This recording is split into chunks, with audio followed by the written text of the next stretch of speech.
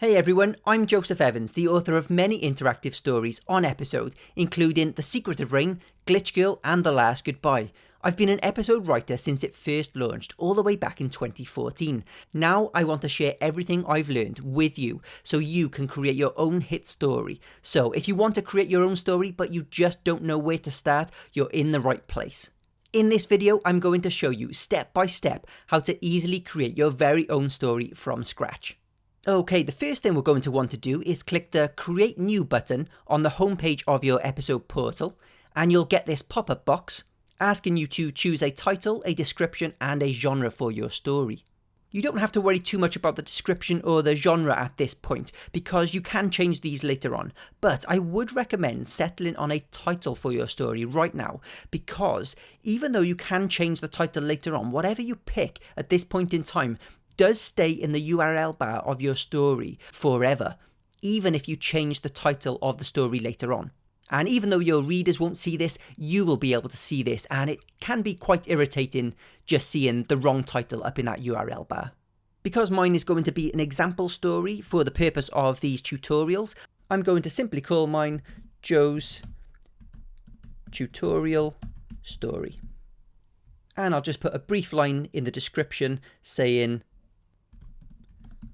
this is an example to teach writers how to create their own episode stories. And since romance is the most popular genre on episode, I'll just leave it on that one for now. And click Create. Okay, we are now in our story's dashboard. And very helpfully, episode gives us a hint as to what we need to do next by showing us this yellow bubble that says, this is a brand new story. To start, click here to make a character. Let's go ahead and follow their instructions. Okay, now you'll be given the option to choose your character style. The first style you'll see here is called Limelight, and it's the most recent and up-to-date style. If you press the right arrow, you'll see another style called Episode Ink. And if you press it again, you'll see the oldest art style, which is called Classic. You can choose any of these, but the most important thing to note is that each of these art styles has slightly different coding, and certain lines of code that work when writing in one of these art styles will give you an error for a different art style. I highly recommend that you choose the most recent art style, Limelight, because episode no longer provides updates for the older art styles. Everything I'm going to be teaching you in this tutorial series will be specific to Limelight, but if you really want to use one of the older art styles, I do already have full tutorial videos on those here on my channel, so I'll put links to those in the description below for you if you need them. So let's go ahead and choose episode Limelight. And now it asks us what story format we want to use. The first option is called Cinematic, and the other option is called Spotlight. Spotlight forces your characters into these boxes, which makes things easier in terms of coding, but honestly it's not that popular to use this style on episode, because there's so much more we can actually do with moving our characters around our scenes. So I highly recommend that you choose the cinematic option, which will be the fully functioning format that you know and love from the majority of the episode stories that you've read. So let's go ahead and choose that. And now we have arrived at the character creator, where we can choose from a selection of actors. All of these actors can be fully customized later on, so don't worry too much about what they look like right now. The first character you're probably going to want to create is your main character, so you can go ahead and pick any of these actors. I think I'll choose Stella, and I'm going to rename her to, let's say, Ava. By the way, it doesn't matter if you write your name here in lowercase letters or uppercase letters, because it will automatically convert all of your names to uppercase anyway. And then if we click Create and Save, we will be taken to the character settings screen, where we can adjust everything so that our character looks exactly how we want them to. The first thing we can adjust is the body style. Now, you won't be able to see the effects of this change unless your character is wearing clothes that expose the stomach area, but you can see that the athletic body has slightly more ripped abs and the soft body has more of a shadow underneath the stomach. I think I'll stick with the generic in-between body for now. And then over on the right here, we have all of these skin colors to choose from. And there's a huge selection that even includes wacky colours like green and blue, which is actually really useful if you want to write a sci-fi or fantasy story, because you can create kind of monsters and aliens. I think I'm going to go with this neutral 02 skin tone. Once we've chosen our body style and skin colour, we can switch over to the brow tab and customise our character's eyebrows. I think I might go with the straight medium style. And let's change the colour to dark brown. Next up, let's switch over to the hair tab, and we can choose from all of these awesome hairstyles. You can see there's loads of them to choose from. I think I might go with the long feathered style. And how about we choose this really cool peach blonde colour. Now over to the eyes tab. I think I'll go for the female generic style. And let's give her some dark brown eyes. Over to the face tab, where you can choose the face shape. And let's go for heart soft. Over to nose. And actually, do you know what? I think I'm going to keep it on the one that it was already defaulted to. Finally, over to lips. And let's change her lips to medium thin. Maybe I'll just choose a slightly different lip colour. Perfect. Okay, now all we need to do is go up and click the Save Changes button. And you'll get this little blue bubble drop down from the top of your screen saying character saved. Now, before we go ahead and start putting our main character into our story, we're probably going to want to create at least one more character for them to interact with. To do this, we can simply choose the New Character button over on the left-hand side of the screen. And we can just repeat everything we just did for another character. I think I'm going to create a male love interest for Ava, so I'll choose one of the male actors. I think I'll name him Dylan. Create and save. And since we now know how to do all of this customizing, I'm not going to waste any more of your time by showing you any more of it, and I'll speed this bit up. Okay, now we have two fully customized characters and we're ready to start creating our story. From this character customization screen, click the back button at the top left and you'll now see a new yellow box prompting you to click here to get this story started. So let's go ahead and follow the instructions again and click on new episode. Okay, so the first thing you're going to notice is that there's already a bit of text in this script editor here. Now this just creates a blank screen that says to be continued. And you're not going to want this to be at the beginning of your chapter. So instead, we can change this to be the chapter's name. Let's call this one Chapter 1, The Tutorial Begins. Now, the next thing we're going to want to do is add in our first background that we want our characters to interact on. So at the top of the screen, you can see this Art Catalog tab. But one very important thing to note here is that when you want to open the art catalogue, you should always right click or control click if you're on a Mac and select Open Link in New Tab. Now the reason for this is that if you just click on it with a regular click, it will open up in the current tab and it will actually close this down and you'll lose any progress that you've made unless you've saved it. So just remember to right click or control click on a Mac and open in New Tab. Once that's opened in a new tab, let's go over to it and you'll see that there are all of these beautiful backgrounds created by the episode team for you to use in your stories. In fact, there's so many that it can be a bit overwhelming to look through them all, especially if you have something specific in mind. Thankfully, Episode gives us a ton of options for sorting through them. Now, let's say we want to start our story in our main character's bedroom. We can go up to the search bar here and simply type in the word bedroom, and it'll bring up a load of bedroom backgrounds. And that's because all of these backgrounds have the word bedroom in their title. The other thing we can do is we can actually leave this search bar alone. Let's delete that. And we can go to this tag all drop down menu and we can select bedroom from this menu. And what that will do is it will bring up all of the bedroom backgrounds that are available, even if they don't have the word bedroom in the title. So for instance, this int Angie bed red day here, it is a bedroom background, but it doesn't actually have the word bedroom in it as one word. So using this tag drop down menu is often more accurate if you want a specific scene. Okay, let's go ahead and choose one.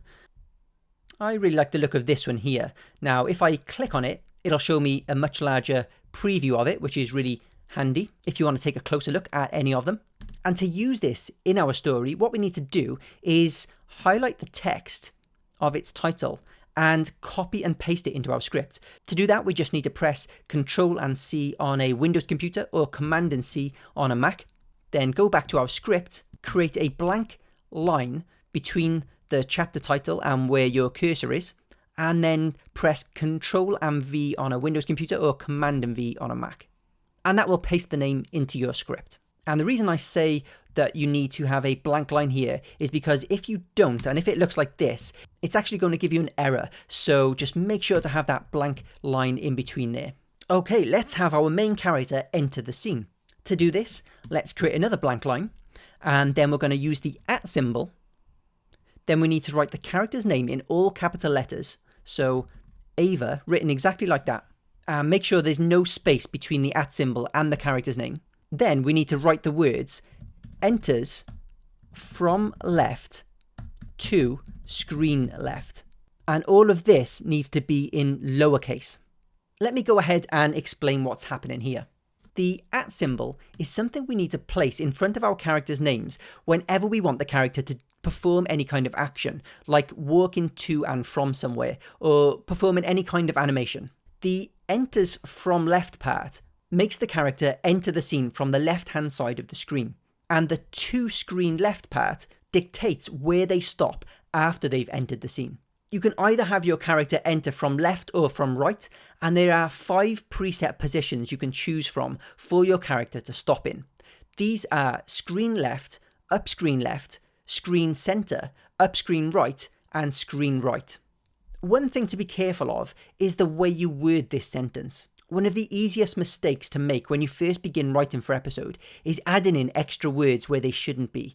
For example, a lot of people accidentally put the word the in here, enters from left to the screen left. And even though that seems like it should make sense, it will actually give you an error. So we cannot have that in there. It has to be very, very precise. One thing you'll learn along the way as you're writing your first story is that the script editor is really unforgiving. And any small spelling mistake, typo, or mixed up command will give you an error. If you do get an error, don't stress out. It will most likely be because of something simple like this. Okay, why don't we see what this looks like? To preview our story, all we need to do is click the Save and Preview button. And there we go, we have our main character entering her bedroom from the left. By the way, don't worry about all of these buttons you see in the preview window. These won't be visible to your readers. These are only visible to you while you're writing your story to give you different testing options, but we don't need to worry about any of those for now. Let's also have our love interest enter the scene, and let's have him enter from the right instead. To do that, we can go onto a new line, and this time we don't necessarily have to create a blank line between these two. We can actually write this one directly underneath. So let's put the @ symbol again, and the other character's name, so Dylan, in all capital letters, and then enters from, instead of left, let's put right, and let's have him stop in screen right, so to screen right. Let's save and preview that. And you'll notice that what happened is Dylan did enter from the right of the screen and he went to the correct part of the screen, but our main character was already standing there where she should have entered first. This is because the web previewer shows us our story from wherever our cursor is in our script. This is really useful if you only want to preview a certain portion of your story. If I move the cursor all the way up to the beginning and press preview, it should show us the chapter title screen and both characters entering. Let's give that a go. So, chapter 1, the tutorial begins. And there goes Ava entering the bedroom. And immediately after, Dylan enters. Awesome. Now it's time for them to have a conversation. To make a character speak, we do this time need to have a blank line between any of these commands and the character's name. And then we need to write the character's name in all capital letters. And this time we do not want the @ symbol in front of their name. And this is because we're going to be writing dialogue for them. We're not telling them to perform an action or move anywhere.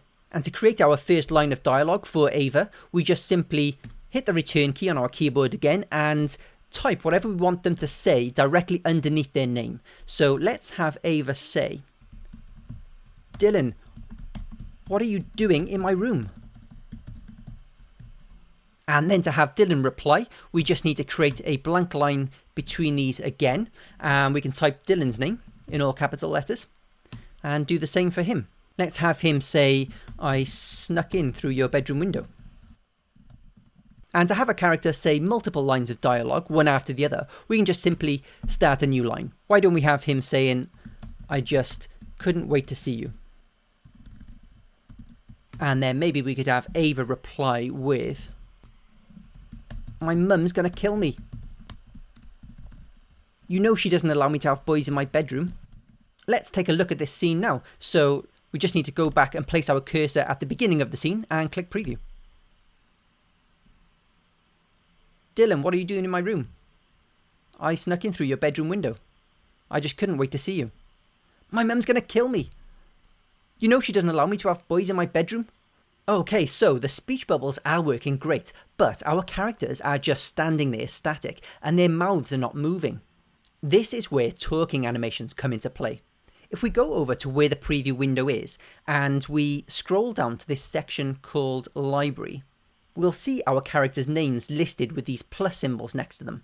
If we click the plus symbol next to one of our characters' names, it will bring up this huge list of all the available animations for that character. Now, a lot of these will be action animations for things that your characters can do when they're not talking, such as dancing, eating, and even kissing. But it also includes all of the animations for talking. To filter it out, all we need to do is click this filter animations search box and type in the word talk. And now we'll only see all of the talking animations. There are loads to choose from, and if we want to see what any of these look like, we can click the eye symbol next to them and it will show us a preview.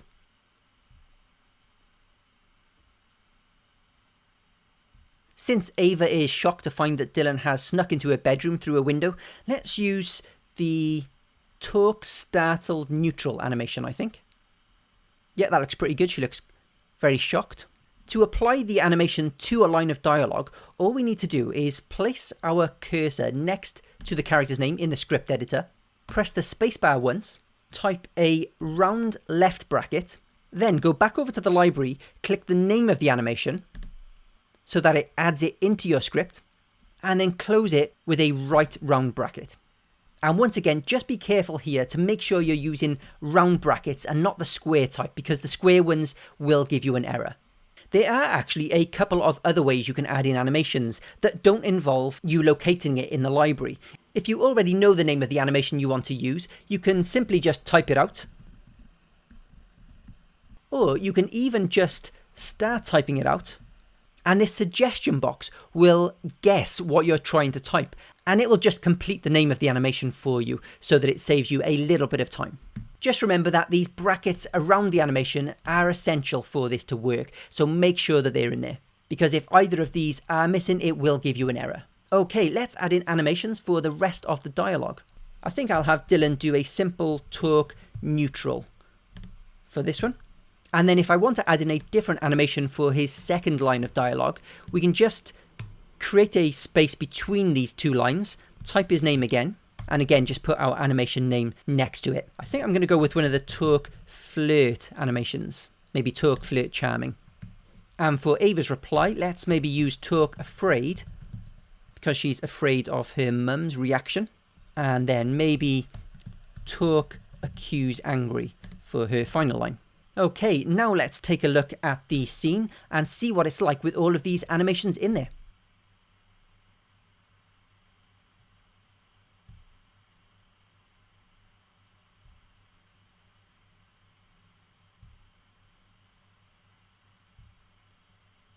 Awesome, that is now looking like the beginning of a proper story. So that is the basics. I know a lot of this might seem daunting and confusing at the moment. I just want to assure you that it does get easier the more you do it. Over time, you'll start to get a feel for all of this coding, and you'll be able to write it without even thinking about it. If you have any questions about any of this, or if you're stuck and you just don't know what to do, make sure to leave a comment down below. The episode community is really friendly, and someone may just be able to help you out. Also, if you see anybody in the comments asking a question that you know the answer to, I would love you to reply to them to help them get back on track. Okay, I really hope this has helped you get started. If you'd like further help and resources for writing your story, I strongly recommend you have a look in the description down below this video. I'll put links to all of the best stuff that can help you with any problems you're having. If you found this video helpful, make sure to give me a thumbs up, subscribe to my channel, and turn on notifications so you don't miss my next video. Thanks so much for watching, and I will see you in the next one.